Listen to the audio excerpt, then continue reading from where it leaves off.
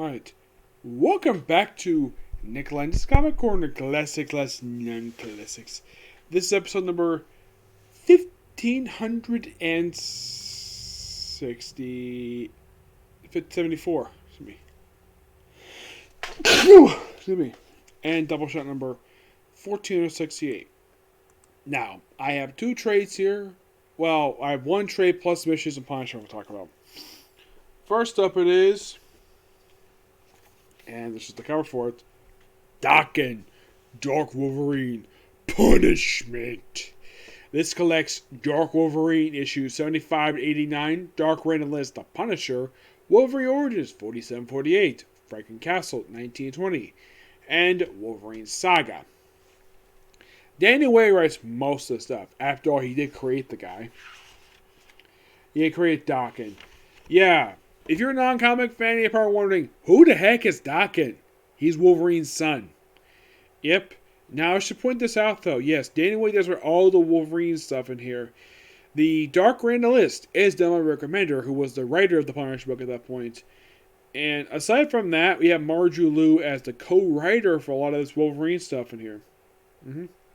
Yes. Franken-Castle is also done by Remender. The artist for a majority of the time is first off, for the first story, The Prince is done by Gustavo Camuncoli. John Romita Jr. does the Punisher List one-shot. 78 to 80 is done by Stefan Savaglia with Paco Dinas. 81 and 84 is done by, of course, Gustavo Camuncoli.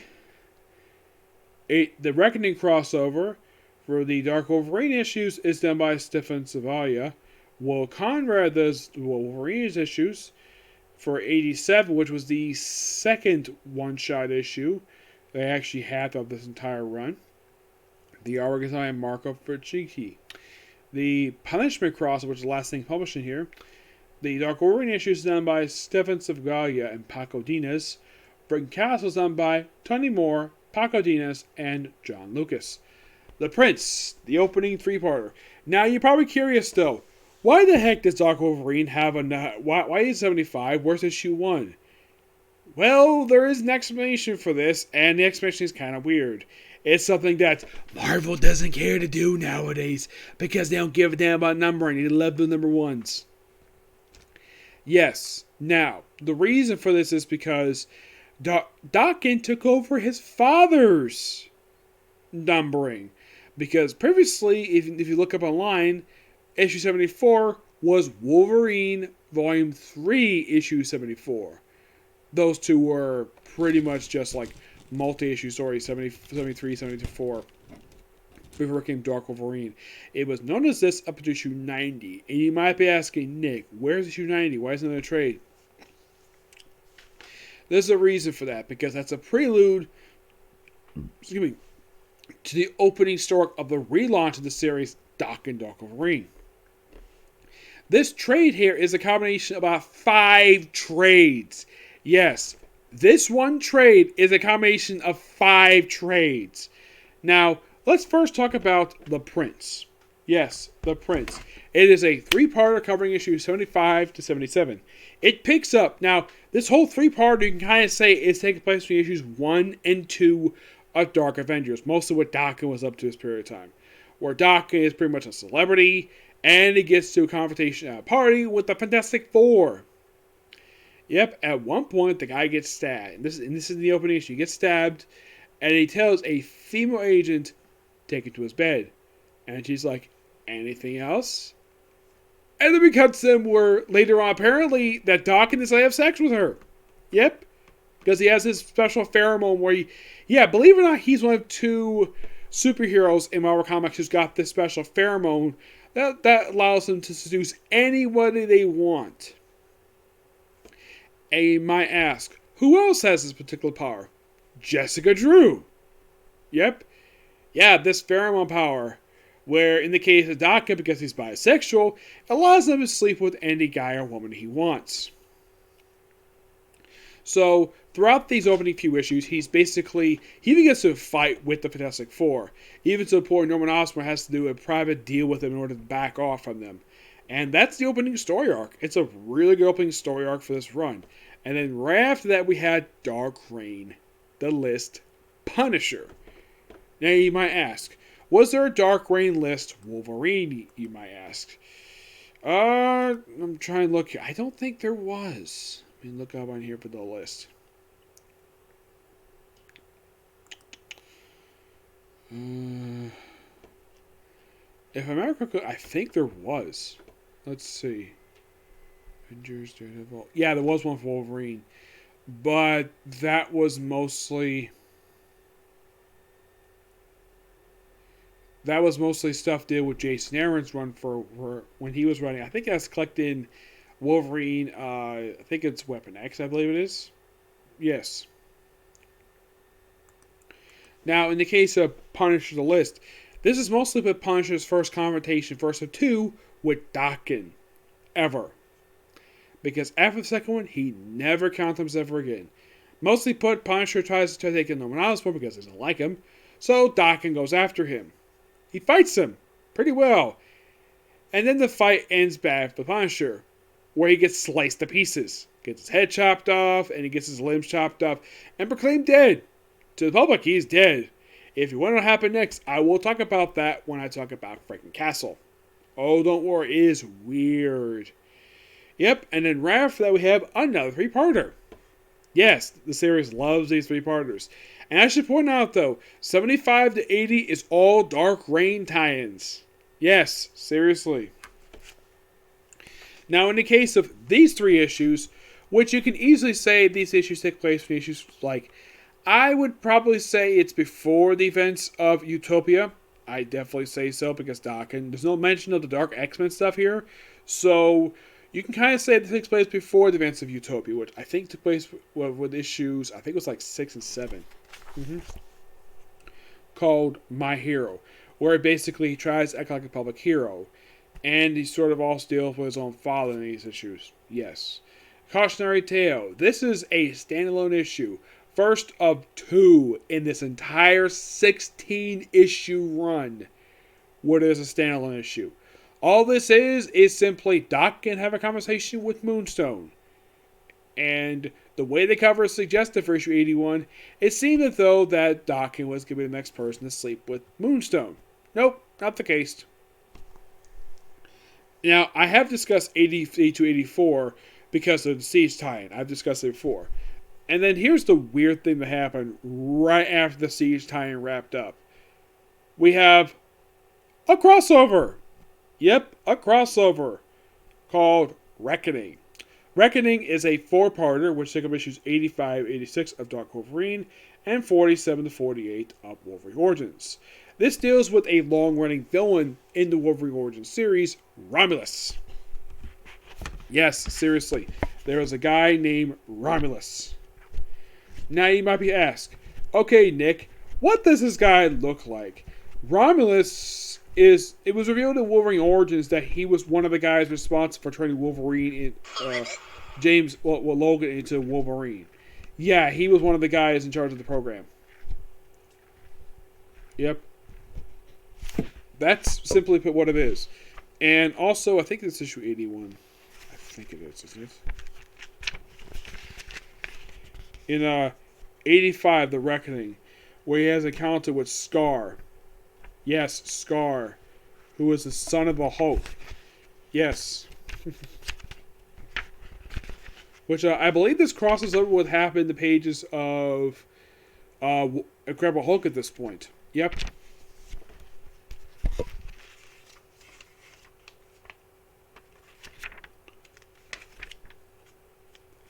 Now you might be asking, what does Romulus look like?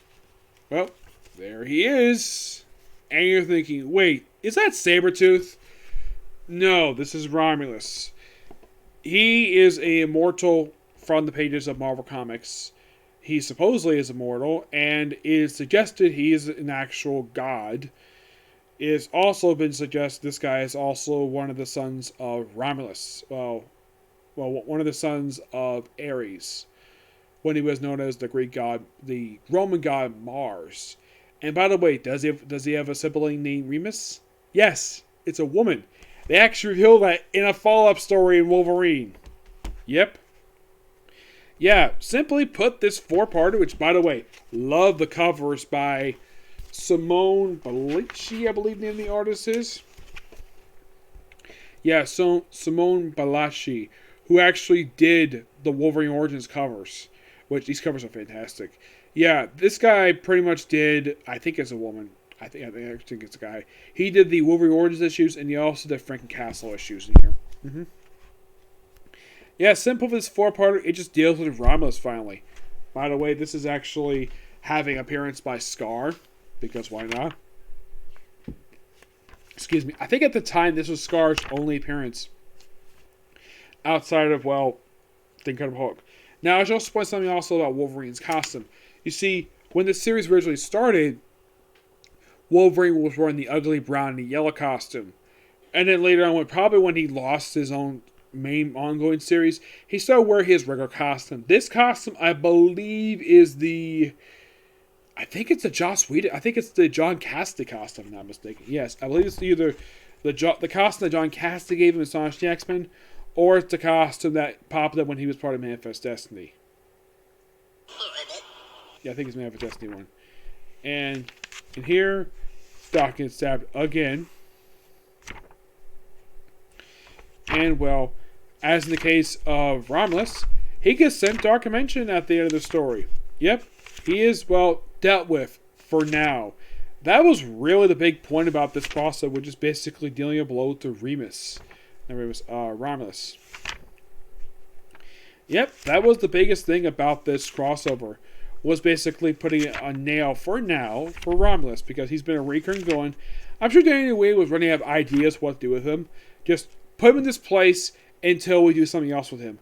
And then Wolverine takes out the McCucken blade, a blade he had created, which had a portion of his own soul. And here's the interesting thing about this sword. This sword blocks healing factor. The first time he used this sword, he supposedly killed Sabretooth with this very sword. Well, that wasn't until it was retconned that he didn't kill Sabretooth, he killed a freaking clone. Because Marvel loves Sabretooth. And what does he do with this damn thing? Why, he removes now you see, here's the thing about Daken. Like his smoking hot sister, Laura, he has like two claws come to the top. Now, Laura's third claw comes from her feet. In the case of Daken, like his sister, the two from the top, but the third one comes from his wrist, from his down just below his wrist. And at the end of this four-parter, Wolverine removes them. Stabs his son, but don't worry, he'll live, no problem. And then he buries the bones, and you might ask, does Daken ever get these back? As far as I know, he still doesn't have these. Yeah, this actually is something that's a permanent thing for Daken. Yeah, the removal of his third claw. Yes.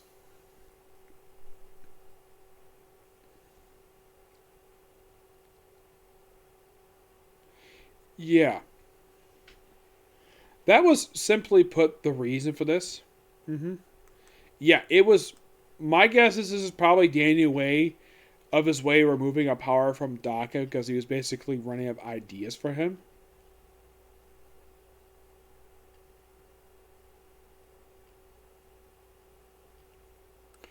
Which, yeah, it's a really smart idea to do. But, yeah, like I said, this I think was a permanent thing for Daken. Because he never got this fixed. To this day, he's never got this problem fixed for him. Where... Yes.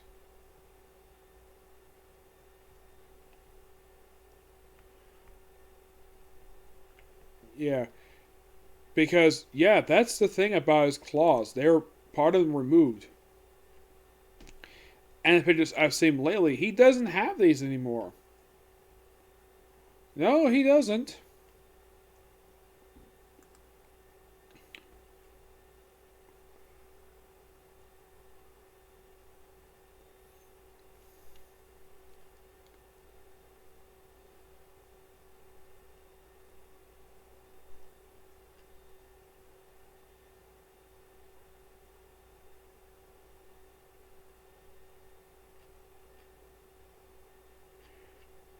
Yeah, as far as I can tell, his little third claw has never been recovered.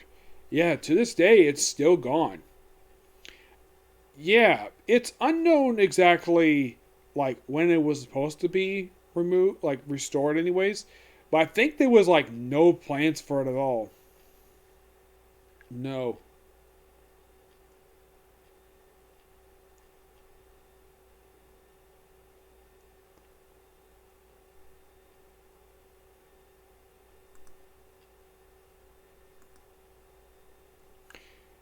Yeah, it's interesting though the fact that he lost this third claw and never got back. Nope, never did. It's almost like he wanted to get it back but got sidetracked by a bunch of other stuff. And then here's the weird thing. Like, we have a standalone issue. He just ponders exactly what to do next until he decides, oh, I should go to Tokyo to get the blade to hopefully find my missing claws. Yep. But 87 was a really good standalone issue. And 87, oh boy. Probably one of the most weirdest things happen. Okay, so you have Daken in a nightclub just having a okay time, and he decides to leave. Kills the guy in the bathroom. And thinks he'll ever like, ooh doo doo doo doo. But then, holy crap, it's the Punisher! And you're thinking, Nick, what the heck is this? What the heck happened to the Punisher? I'll explain that when I talk about Punisher. It is by far one of the most weirdest things ever happened to the Punisher. Because unless you were reading Rick Remender's Punisher, you have no idea why the heck Punisher looks like this. Why the heck he's even alive. I will explain it. It's by far one of the most baffling things. And apparently these are more supernatural. It's kind of weird. So for the next few issues, he ends up fighting Franken-Castle. Yeah, in this issue, he just fights him. Do some slicing. And then, like, okay, does Wolverine come and play in here? Like, the actual Wolverine, not Daken? Well, he does come into play until halfway through the story. Yeah, because the first half is just Daken versus Franken-Castle, the whole story. Yep, fight to the Chiefs of Tokyo. Now, the question is, like, how the heck did Punisher get here? Well, I'll talk about that more when it comes to that. Yep. And then in part 2, you have Frank-Castle getting stabbed by Wolverine, who's here for his son. Yep. And of course, Franken-Castle has got a good reason why I go after Daken. He's responsible for being turned to this. So you have Wolverine fighting the Punisher. By the way, here's a little fun fact for you. When was the last officially Punisher ever had an encounter with Wolverine? You might be thinking, did it happen in the Secret Invasion book? In the War Journal? Nope. Never counts him there. Like, okay. Did Punisher encounter him in any of the Wolverine books prior to this? Nope. You really want to know? This is the first these two have fought since Warren Ellis wrote Punisher back in like the early 2000s. These issues came out in like, I think it was like 2010, I believe it was. Yeah, 2010. Where this actually is a really good 4-parter. Yeah, it deals with some revenge. Yeah, and at the end of one issue, at the end of like the pencil part of the story, he ends up partially removing the Bloodstone, which part doesn't get the back by the end of the story. He doesn't exactly get fully revived per se. Because I'll reveal exactly what happened with him after this because it is weird. Like, it's like one issue he looks like this, and another issue he looks completely different for like no reason. Yep. And you probably think, oh, is Frank-Castle dead? Nope, he's still alive.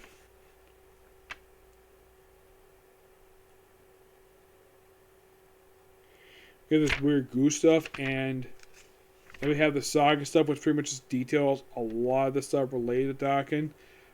Ever since his debut back in Wolverine Origins number 11, I gotta say, This is good. I love this. This is from an era I love so much. Yes, it's the era of 2004 to 2012. Why do I love this era so much? Because of the early years of me reading comic. This is the era where a lot of really good comics came out this period of time. Yes, no denying the fact that from 2012 to 2015, we had pretty good comics released there too, but this for me was my first era of comics since I was reading. I would say the second era is probably from 2012 to 2015. The third era is from 2015 to 2017. Anybody think I mean the fourth era? Yes. Yes, we are. Mm-hmm. The Fresh Start era. Yep. Because I consider these particular years to be like the end of like an era per se, because that's the time of really big change. And you're probably thinking, why that change? 2012, we had the events of AVX and the massive relaunches. 2015 was Secret Wars. And of course, 2017 kind of ended that particular thing that led to Legacy. In 2018 was the start of Fresh Start, which had a lot of really good stories in that period of time. And with this current era, basically from 2018 to present, this mostly is kind of back to what I sometimes like about the era I personally love, which was, like I said, 2004 to 2012. I love this period of 9 years because this is the first decade of comics for me. That's why I consider it to be the cutoff points for that one. Mm-hmm.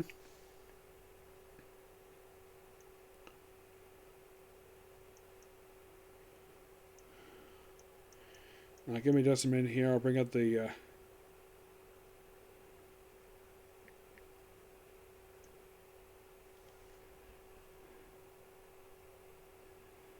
Okay.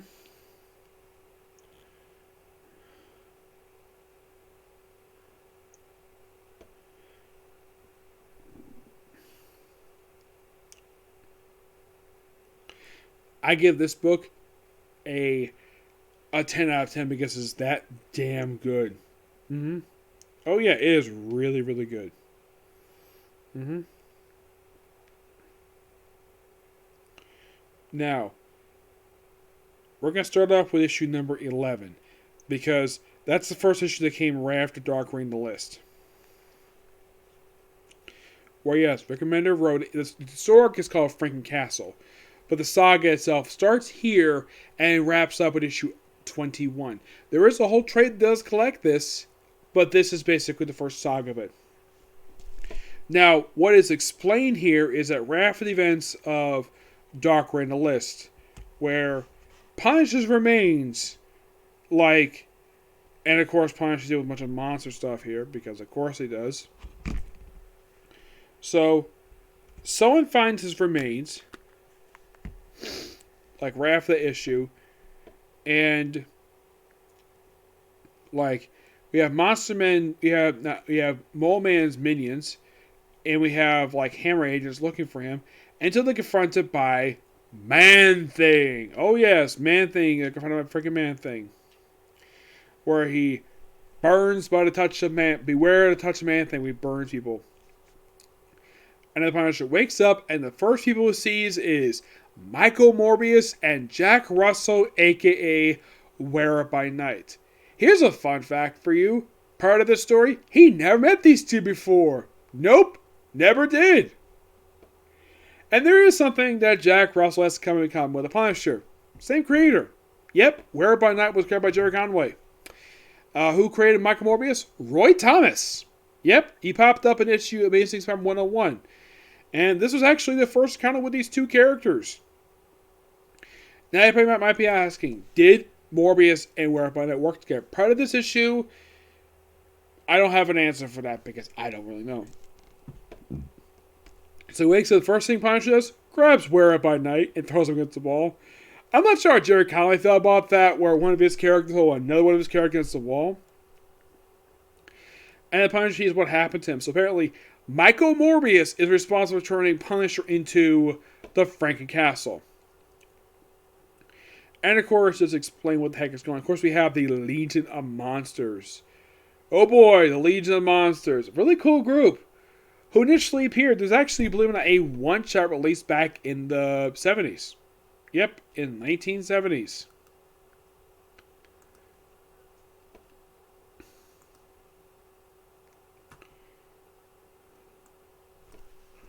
Yeah, where that was the first appearance of that group. Yes.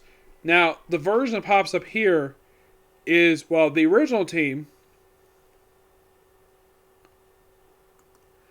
made a debut in Marvel Premiere number 28, where it was comprised of Man-Thing, Ghost Rider, this was the Johnny Blaze Ghost Rider, Morbius, and Wear It by Night. And you know the strange thing about this is, it was a sole appearance this group for like years. Oh yeah, definitely.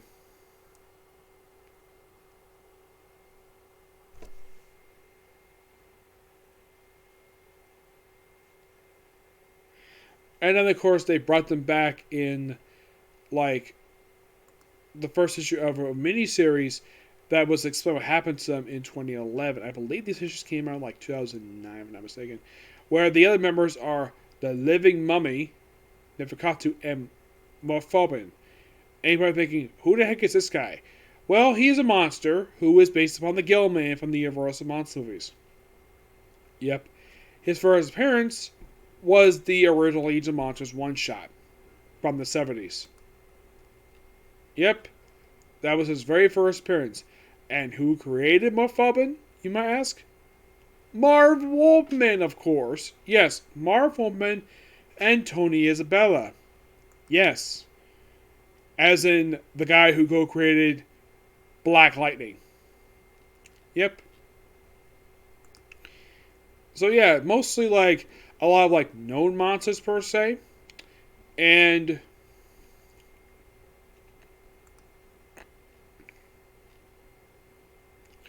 yeah, and pretty much the revived version of the Legion of Monsters, where after their appearance back in 1978, they returned 32 years later in these 8 issues.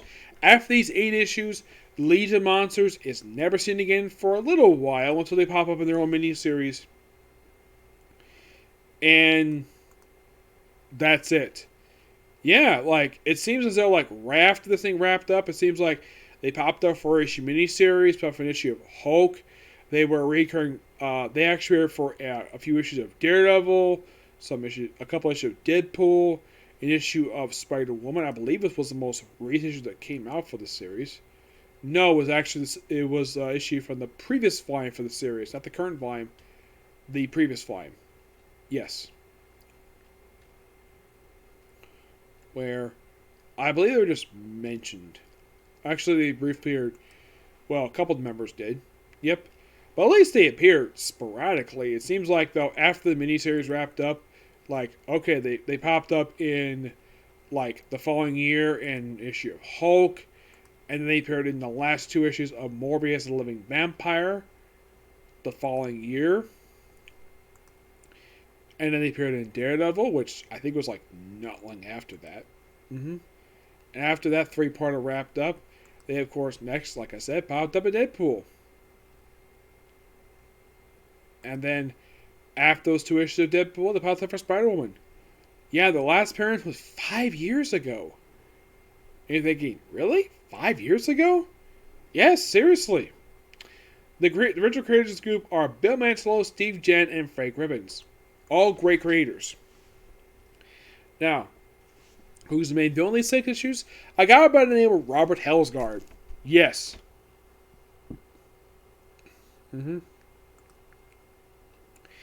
Yeah, he is pretty much the main villain in these issues.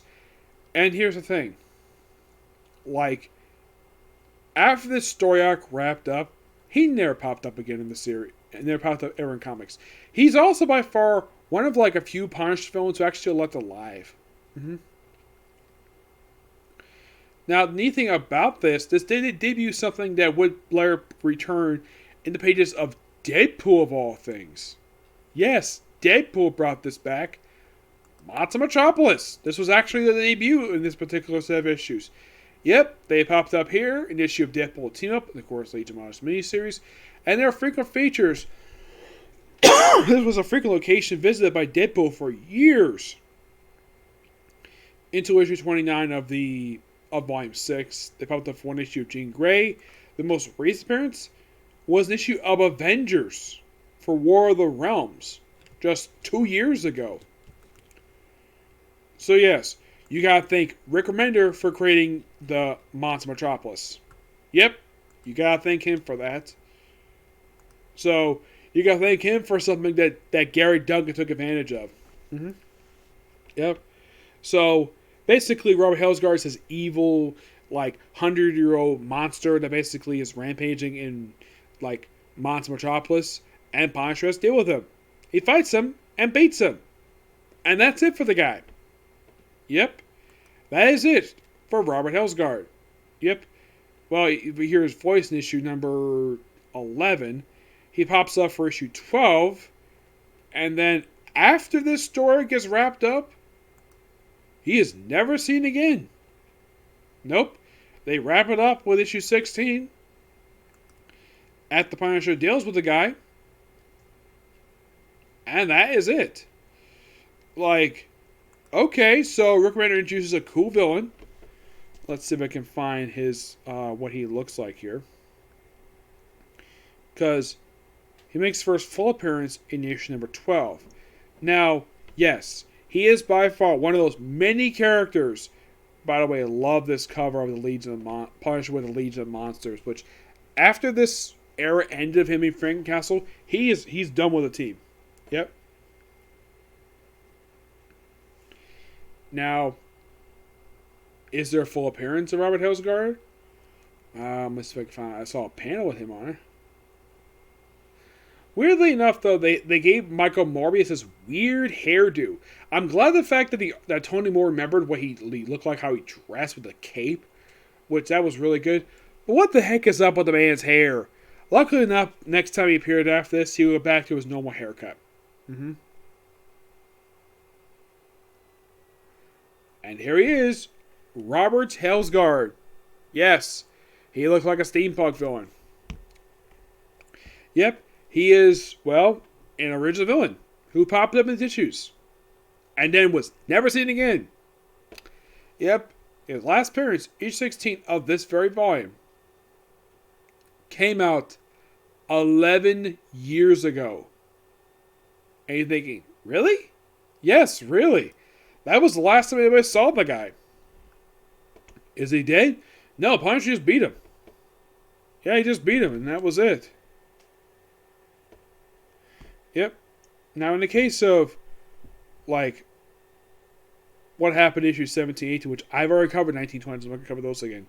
Now, in issue 17, which they retitled the series to Franken-Castle for the last 5 issues of the run. Excuse me.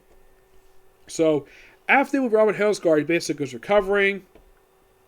He's given the Bloodstone, which reigns his body up until the end of the run. And he reunites with Henry. Yes, Henry. Who was Henry, I ask? He was a new microchip in this run.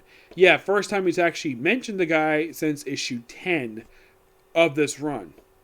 And he brings him back here, and he's here for the remainder of the run. He's here for issue 17, 18. And he doesn't pop up for issue 21 per se, but he's here. And of course, Frank just slowly tries to recover to turn himself back into normal. He basically tries to deal with what happened here. Yeah. That's simple what the issue 17, 18 are. Just deal with the aftermath. Well, and of course, you can kind of say he's getting back to, well, going after gangsters per se. It's kind of like back to business. Time to go after villains. Yep. And we have a new villain who pops up here. A woman. Yes. There she is. Who is this woman? Lady Gorgon. Yep. Fights her in this very issue. Yep. Makes her debut in this very issue. And then she's not seen again until Punisher in the Blood. No, seriously, she is. She's never seen again. I thought this was the first appearance, but no. First appearance was actually in Punisher Wardrobe. I thought this was the first appearance. I thought that for a long time. But nope, she made first appearance in Punisher Wardrobe. But after this issue, she's never seen again after this until Punisher in the Blood. Yeah, that's the next time she appears. Where she appears in 4 out of 5 issues. Mm-hmm. Oh yeah, by the way, in those issues, she actually... Well, get this. Like, they apparently have her in this, like, leather outfit, which is not the outfit she wears in the cover, where she got burned at some point, and it was suggested that the Punisher was responsible for that. Not really, no.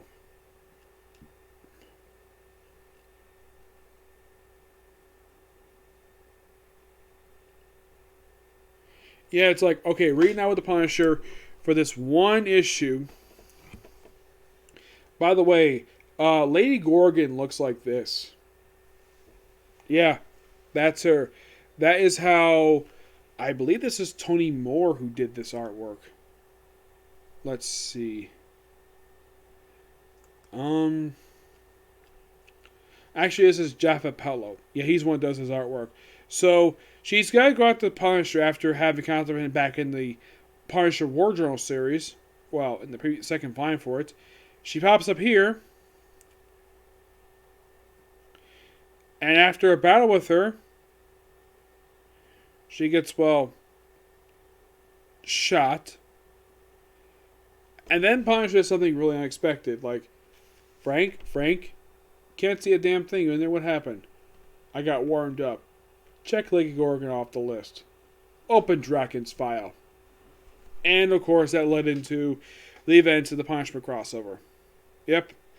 Now, for the final issue of this run. And it's a really weirdest issue. Because here's 21 for you. The final issue of Franken-Castle. Also the final issue of Punisher Volume 7. Where Punisher just goes to an island with the Bloodstone in him. And he just goes to Monster Island, goes hunting for a while. And then after, like, falls over, and after killing some monsters, he apparently is back to normal.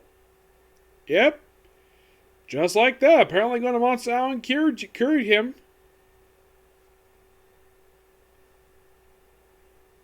Yeah, apparently this is done over the course of weeks. Where Punisher is back to normal. Yeah, he's fully human again. First time says Dark Reign the list. He's fully human. He's got full head of hair. He's got a beard. Yeah, apparently over the course of weeks, turning back to normal. And then, of course, we have encounter with Lissa Bloodstone.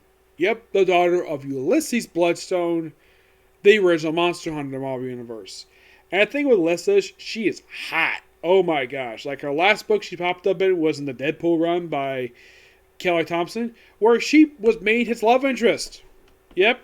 And at one point, she was nearly dying. I think she almost attempted to sleep with Deadpool just because she felt like it.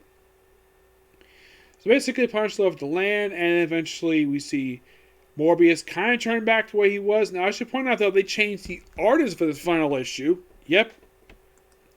The artwork for this really good. This is really good artwork here. This is done by a brand new artist for the book. This is done by Dan Breton. Yep. That's the main story. The backup story, yeah, that's backup story, this one. It's by Andrea Muti. Now, Punisher, after this story, next thing popped up would be in...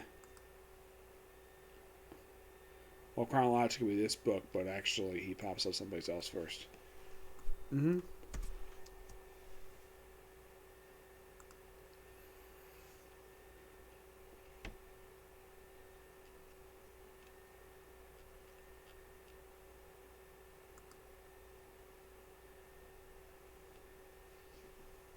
Okay, so he basically fights Michael Morbius. He turns back to normal.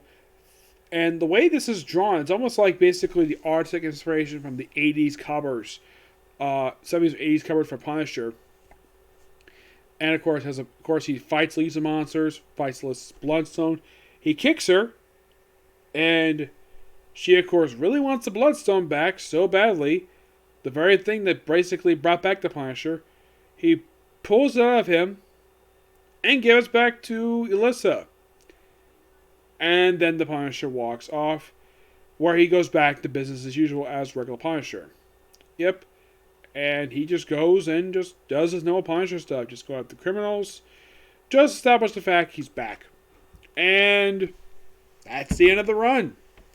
His next chronological appearance would actually be in the Punisher and the Blood miniseries. Yes, chronologically, this was his next appearance. But publication-wise, no. Believe it or not, publication-wise, his next actual appearance was in Shadowland. Yep. But chronologically, he appeared in this very miniseries, and he popped up for an issue of Incredible Hulks, guest starring in a Red She-Hulk story. Then he popped up in Shadowland. Yep. He popped up in all places, frickin' Shadowland of all places, where he appeared sporadically in the book. Now, I love the way that Andy Diggle wrote the Punisher. It's almost like his appearance come completely out of nowhere. Yeah, and he's an integral part in this story, and who would have thunk that Punisher would take a role in a Daredevil story? And then he popped up in an issue of Heroes for Hire, or he pops up for, well, this is the Dan Abnett Andy Lenny run. He's here for a couple issues, and then he moved over to the Greg Rucka run. Yep. Yeah, I will eventually review the Heroes for Hire by Dan Abnett. That's really interesting. It's not very long run per se. No, it's only like 12 issues. And you're thinking, really? Heroes for Hire? 12 issues? Yeah, seriously, it is 12 issues. It's not that long of a run. It's slightly shorter than the previous run, which was 15 issues, which that ended not long after a crossover was involved, which was World War Hulk. And of course, also the third to last issue of the series was controversial due to the depiction of Colleen and Misty Knight in a very precarious position. You had the cover raised controversy when it came out.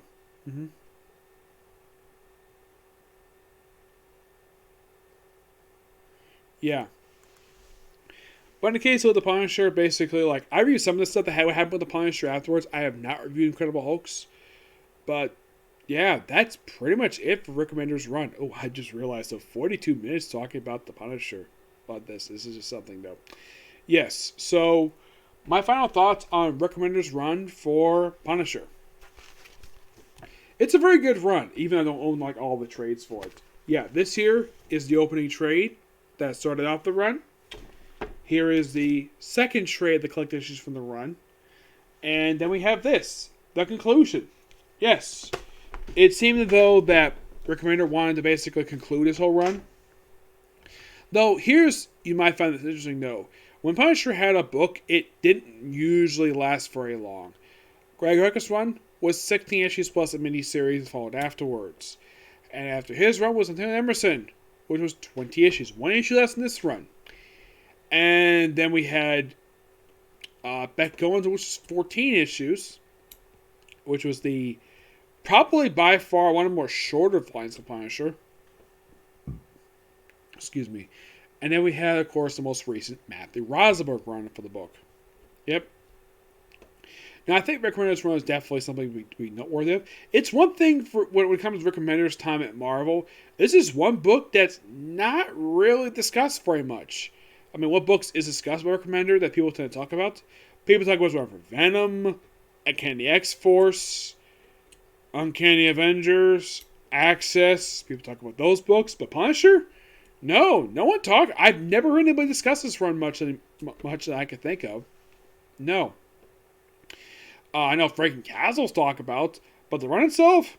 Not really, no. The run itself is barely talked about. when it comes to very interesting Punisher runs. Though this came off after when the book started, it was basically a relaunch of Punisher War Journal after issue 26, which ran simply as Punisher in the year of 2009. Yeah, lasting only just a couple years before it got canceled. Now, my guess is, it's just my personal theory why the book ended. I think the Franken-Castle probably killed the book. Yes, the least Remender had time to wrap up the story.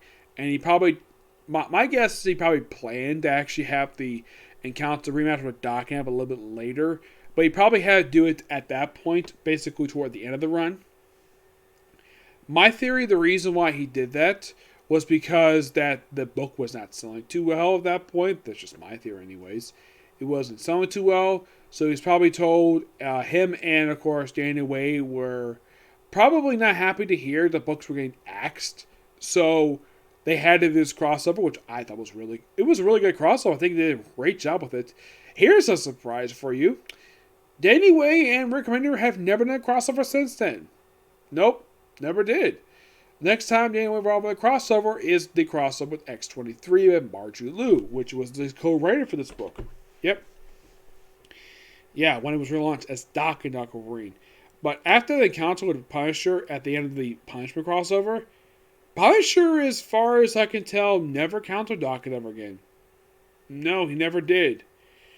And I always thought that was kind of weird. Like, no explanation of exactly why he didn't encounter him again. He just never did. Now, Punisher himself, it was interesting, though. He encountered Wear It by Night. Because in the case of him, I saw it pop up at Legion of Monsters.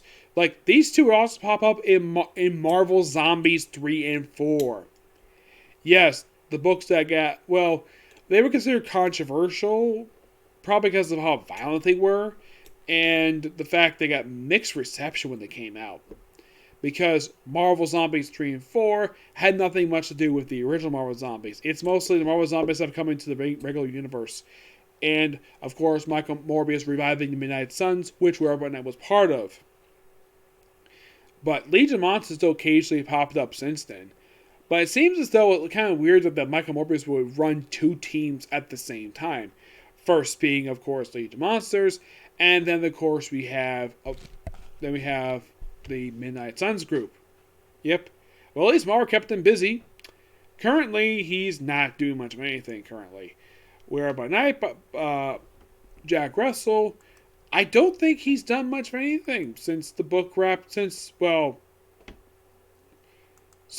like his last appearance. I mean, I don't think he's done much of anything. No, not really. It seems like, though, that he apparently got killed off at one point, and then he came back, per se. He's one of those characters that Marvel has no idea what to do with this character anymore. No, not really. And you might be asking, what was his last appearance to date? And this is, of course, Jack Russell. An issue of Deadpool. In the finale for Death to Death Do Us Part. Yes, that was by far the final appearance, the most recent appearance of Wear It by Night. Which that was 4 years ago. That was the last time anybody saw the guy. And of course, Michael Morbius himself was featured in a miniseries recently. Well, a short-lived revival series that came out just recently. Yeah. That was the most recent thing that Marvel did with Michael Morbius.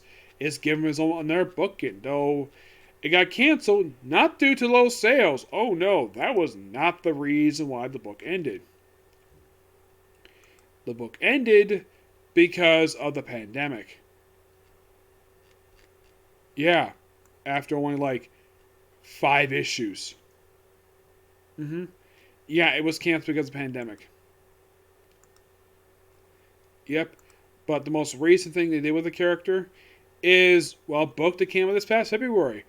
Morbius Bonds of Blood was a one-shot, and it came out just not too long ago, like back in February. And it's done by Ralph Macchio. Yeah, he's the one who wrote it. I'm like, this old school writer? Yeah, he wrote something. That was the most recent thing the guys did. Which, you're like, really? Yeah, this was the most recent thing he did. Like, Even like anybody can think like, wow, that's something though. Like the last book he did was Widow's Sting, and that was back. That was actually just last year, actually. But prior to that, of course, he did the Eternals Forever one shot. But prior to this, he's done some sporadic stuff here and there, like mostly like a lot of one shots. Yeah. But the last thing bigly he was involved with was Marvel Ventures. Of course, that was back in 1998 when it was released. Yep. But for the last decade, he pretty much has not done very much for Marvel. No. Really good writer, Rob Macchio. And that's what he's recently done with the character. But yeah, I've been talking for a long time, and I need to basically sign off here. Okay, so that's it for Cycle of You, and that's going to be pretty much it for Video Say, because I don't have more plans on Video Say. So, in the case of tomorrow, the only thing planned for tomorrow is a review of newest episode of Shaman King, and that's pretty much it. Okay, next video. Bye.